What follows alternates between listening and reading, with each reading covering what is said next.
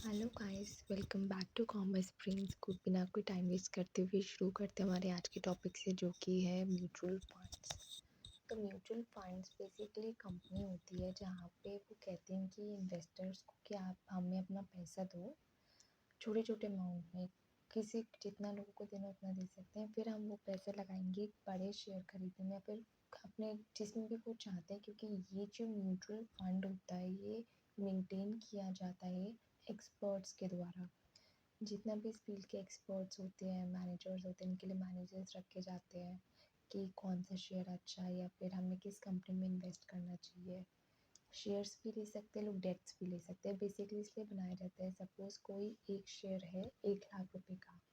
अब हमारे पास 1 लाख रुपए नहीं है, हम जनरल पब्लिक के पास, तो कहता है अब हमें छोटे छोटे अमाउंट्स में दे दीजिए, आप हमें 1,000 दे दीजिए, 5,000, 10,000, 20,000, 50,000, कितने भी। तो वो कलेक्टिवली कलेक्ट कर लेंगे जितने भी इन्वेस्टर्स हैं। उसके बाद वो लमसम में लगा देंगे किसी भी एक शेयर। जैसे मैंने कोई वो खरीद लिया रिलायंस के, मैं आपको बहुत छोटे लेवल पे बता रही हूँ, बहुत बड़े बड़े लेवल पे होते हैं सब चीज़ें। उनकी स्टार्टिंग ही 2 करोड़ मतलब। और ये म्यूचुअल फंड का जितना भी नेटवर्क है 1,000 करोड़, 2,000 करोड़, 5,000 करोड़, 10,000 करोड़ इस टाइप में रहता है। तो इसके डेफिनेशंस के लिए देख लीजिए, और बेटर क्वालिटी के लिए आप ईयरफोन्स यूज़ कर सकते हैं। और ये डेफिनेशंस आप अपने कोई भी एग्ज़ाम में लिख सकते हैं, इस पर आपको फुल मार्क्स मिलेंगे। मैं आपको पढ़ के बताती हूँ। Mutual fund is a vehicle which collects money from investors and invests them in various securities as per their investment objective to generate returns for investors. उनका मेन ऑब्जेक्टिव क्या होता है कि उन्हें पैसे लगा दिए, अब जितने भी इन्वेस्टर है अब हमें उनको रिटर्न देना है, उनको पैसे जैसे डबल जितना भी, मतलब उनको वापस उससे ज़्यादा पैसे देना जितना उन्होंने लगाया है। इसका छोटा डायग्राम और इसी के लिए इन्वेस्टर्स लोग देते हैं म्यूचुअल फंड में। फिर म्यूचुअल फंड इन्वेस्ट करती है वेरियस सिक्योरिटीज़ में, जैसे शेयर्स ले सकते हैं, वो डेट्स ले सकते हैं किसी कंपनी के, जैसे डिबेंचर्स वगैरह। उसके बाद फिर रिटर्न जनरेट करती है फॉर इन्वेस्टर्स। ठीक है, ये है list of stakeholders in mutual fund industry. जो म्यूचुअल फंड इंडस्ट्री होती है उसमें किन किन लोगों का बहुत ज़्यादा भागीदारी होती है। आरबीआई, क्योंकि जहाँ पे भी पैसा इन्वॉल्व होगा वहाँ पे आरबीआई हमेशा इन्वॉल्व होगी। सेबी, क्योंकि जैसे शेयर्स खरीदा बेची होती है किसी भी उसकी, तो सेबी की रेगुलेशंस ऑब्वियसली माननी पड़ती है, क्योंकि उनको डर लगता है इतना बड़ा पब्लिक का पैसा लगा है तो कहीं फिर से कोई हर्षद मेहता पैदा ना हो जाए।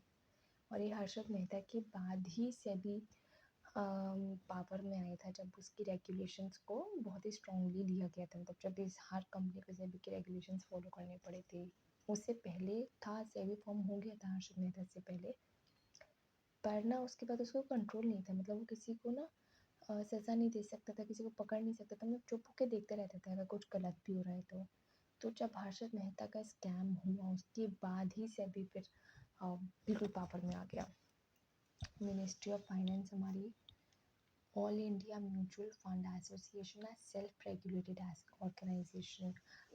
जैसे बहुत सारे म्यूचुअल फंड ने एक साथ अपना एक ग्रुप बना लिया और फिर वो लोगों को एजुकेट करते हैं म्यूचुअल फंड के रिगार्डिंग, जैसे कोई भी मिथ्स हैं वो नहीं होने चाहिए, मतलब क्या क्या चीज़ें आप कैसे एंटर कर सकते हो, क्या क्या प्रोसेस होता है, कौन सा अच्छा है, ये सब चीज़ों के बारे में। इन्वेस्टर्स एसोसिएशन है सेल्फ रेगुलेटेड ऑर्गेनाइजेशन। इन्वेस्टर्स के अपनी एक ऑर्गेनाइजेशन बनती है। इनकम टैक्स रेगुलेशन इसलिए बनता है क्योंकि जब वो 1,000 2,000 करोड़ रुपए में पैसा कमाएंगे तो ऑब्वियसली उसमें टैक्स लगेगा। तो टैक्स को देखने के लिए इनकम टैक्स के भी अपने अपने कानून लगते हैं म्यूचुअल फंड इंडस्ट्रीज़ के ऊपर। ठीक है, ये 2 टॉपिक्स हमने कर ली। जो ये वाला टॉपिक है ना टाइप्स वाला, ये मैं आपको नेक्स्ट वीडियो में बताऊंगी, क्योंकि थोड़ा सा बड़ा नोट्स देती रहूँगी सब चीज़ों पे, तो इसकी आप कोई टेंशन मत लीजिए। आपको वीडियो अच्छा लगा तो लाइक कीजिएगा, कमेंट कीजिएगा, सब्सक्राइब कीजिए मेरा channel Commerce Springs. Till then bye, take care.